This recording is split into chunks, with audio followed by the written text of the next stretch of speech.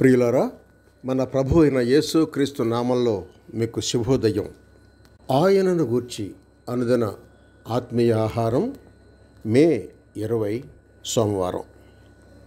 నేటి మన ధ్యాన లేఖనం ఎఫెసీయులకు రాసిన పత్రిక 4వ అధ్యాయం 24వ వచనం.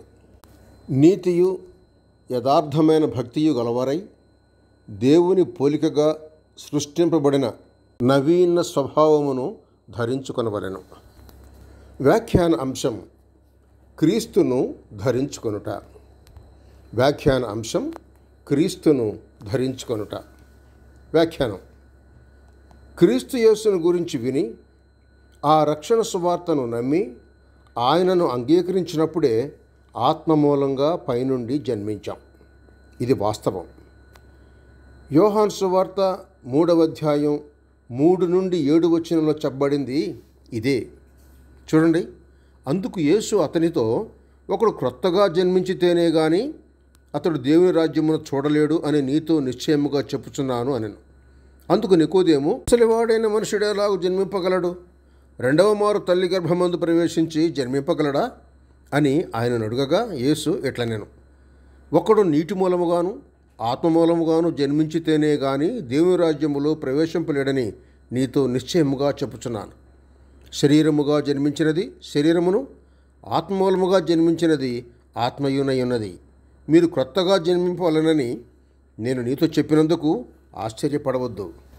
సత్యవచనం వలన ఆయన మనలను కనెను అని యాకోబు పత్రిక 1వ అధ్యాయం 18వ వచనం అంటోంది.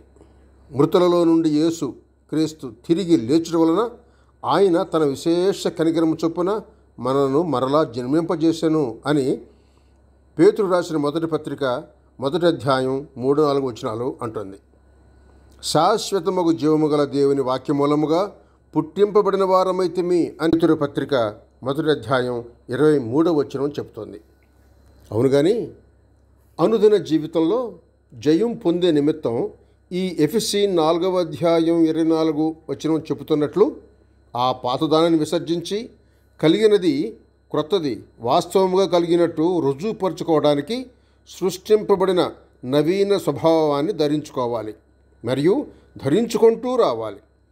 కొలస్సై పత్రిక 3వ అధ్యాయం 9-10 వచనాల్లో నూతన పరచబడుచున్న నూతన స్వభావమును ధరించుకొనవలను అని చెప్పుచున్నది. జరిగినది మరియు జరుగుతున్నది క్రీస్తు వచ్చినప్పుడు పూర్తిగా జరగబోవును. ఆ క్రొత్త స్వభావము ధరించుకుంటేవి. రోమపత్రిక 13వ అధ్యాయం 14వ వచనం ప్రకారం క్రీస్తును ధరించుకుంటేమి. ధరించుకొని దినదినము అనుభవించున్నాం.